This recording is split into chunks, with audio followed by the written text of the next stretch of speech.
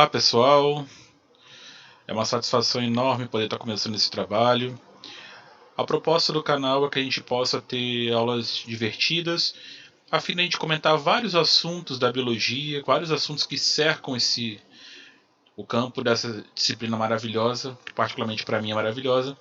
Eu sou o professor Vicente Xavier e a proposta dessa primeira aula é falar de um tema bem interessante, que é justamente os níveis de organização. Níveis de organização esses que visam organizar na nossa cabeça os assuntos em si, a gente entender de forma encaixadinha, como se fosse um quebra-cabeça, como que cada assunto se relaciona. Vocês vão perceber através disso como que os diversos assuntos que existem dentro da biologia, eles se correlacionam. O assunto nunca está isolado. Vamos começar para ver. Bom, primeiramente você deve estar vendo aqui, tá um monte de setinha, tá tudo solto aqui, mas vocês vão ver com o passar do tempo que isso daqui vai fazer sentido, tá? Isso aqui não é brincadeira não, isso aqui não é uma arte abstrata, podem ficar tranquilos, mas vamos lá.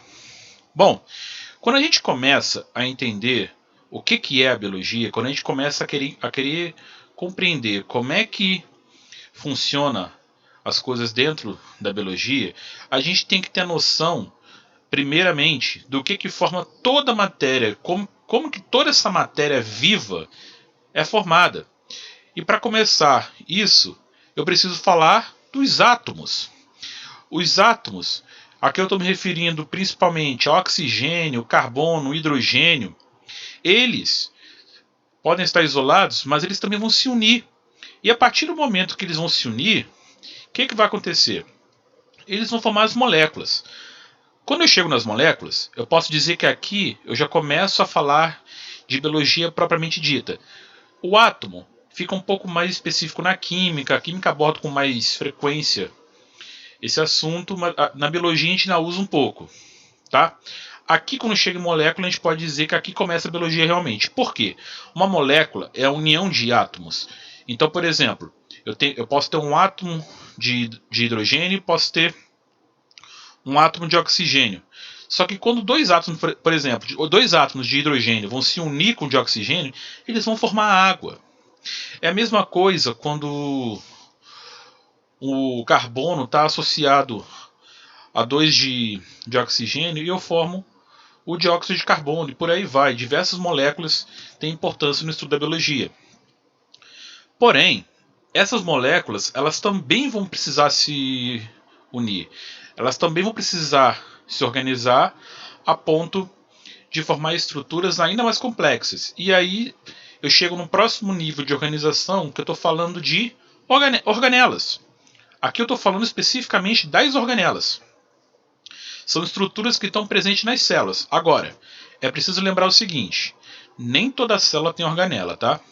Se a gente estiver falando, por exemplo, de uma célula procarionte, onde a gente tem apenas o ribossomo associado, a gente pode dizer que ela não tem organela, tá? Algumas pessoas, alguns pesquisadores, até em alguns livros falam que o ribossomo pode ser considerado organela, mas grande parte não considera, tá? E aí, com isso, eu vou chegar no próximo nível de organização. Aqui eu estou falando das células. Quando eu me refiro às células, eu me refiro a dois tipos específicos de células. Eu tenho a célula procariótica, que é a célula mais primitiva. Hoje nós temos como maior representante as bactérias. Essa célula ela tem como característica não possuir o envoltório nuclear, ou como a gente costuma chamar, carioteca, certo? E eu tenho um outro tipo de célula que são as eucarióticas. As eucarióticas que têm esse envoltório ou carioteca, e aí eu posso falar das células dos protozoários, eu posso falar das células dos fungos, da célula animal, da célula vegetal e por aí vai, certo? Agora, vamos parar para pensar o seguinte aqui. Para alguns seres vivos, eles só chegam até esse nível de organização, como por exemplo, os seres unicelulares. Se eu estiver falando de uma bactéria, eu vou parar aqui. Se eu estiver falando de um protozoário, de um fungo, eu vou parar aqui, certo? Só que aí Você pode estar se perguntando, tá, professor, mas como é que é com os seres vivos mais complexos, os seres que possuem maior complexidade? Pois é, gafanhoto. Para os seres que têm maior complexidade, essas células vão se juntar, vão se unir e vão formar os tecidos, ok? E aí, esses tecidos, eles vão desempenhar funções específicas a fim de que esse organismo possa suportar bem mudanças de temperatura, possa conviver, possa sobreviver com uma facilidade, melhor dizendo, tá? E aí eu tenho 4 grandes grupos, basicamente, de tecidos. Isso falando de tecido animal, tá? Eu estou usando aqui como exemplo histologia animal. Se eu for falar de histologia vegetal, a coisa muda de figura. Mas para histologia animal, eu posso falar de o tecido epitelial, o muscular, o nervoso e o conjuntivo. Esse último aqui costuma dar mais dor de cabeça porque ele se ramifica demais. Então ele estressa um pouquinho às vezes. E aí, esses tecidos eles vão se organizar mais uma vez a gente vai ter uma união e esses tecidos vão formar os órgãos. Olha que interessante.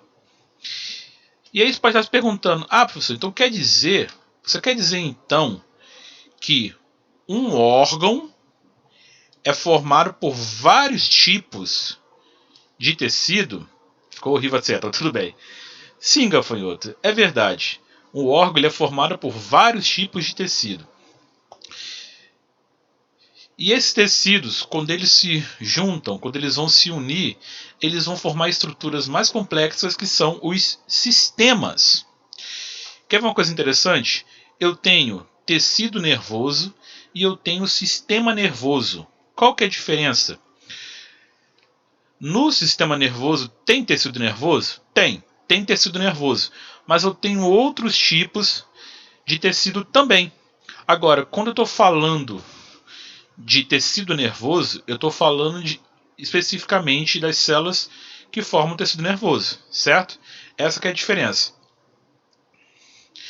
E aí, quando eu tenho um conjunto de sistemas, ou seja, como eu falei anteriormente, nos seres mais complexos, eu vou ter um organismo. Um organismo, um organismo que ele é mais complexo, ele possui uma grande quantidade de sistemas, certo? Grande não, na verdade são os sistemas que a gente conhece. Me expressei mal aqui, desculpa. E com isso, até aqui, a gente ainda não entrou no campo da ecologia, tá? Até aqui, a gente veio falando especificamente de cada categoria. Agora, eu vou falar das categorias específicas, onde a gente começa, por exemplo, a abordar a ecologia.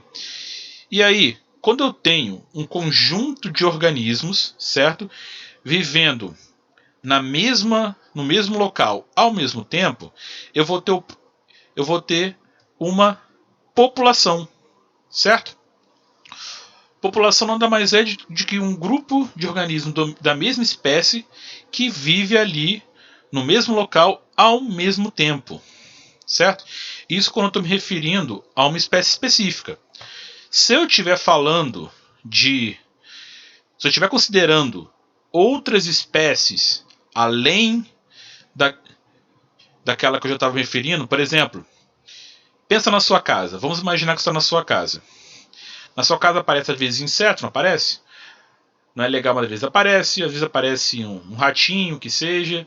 Na sua casa aparecem bactérias, vírus e por aí vai. Então, quando a gente considera outras espécies que estão convivendo no mesmo local ao mesmo tempo, a gente dá outro nome. E aí eu entro num outro nível de organização que são as comunidades. Ou seja, comunidade nada mais é do que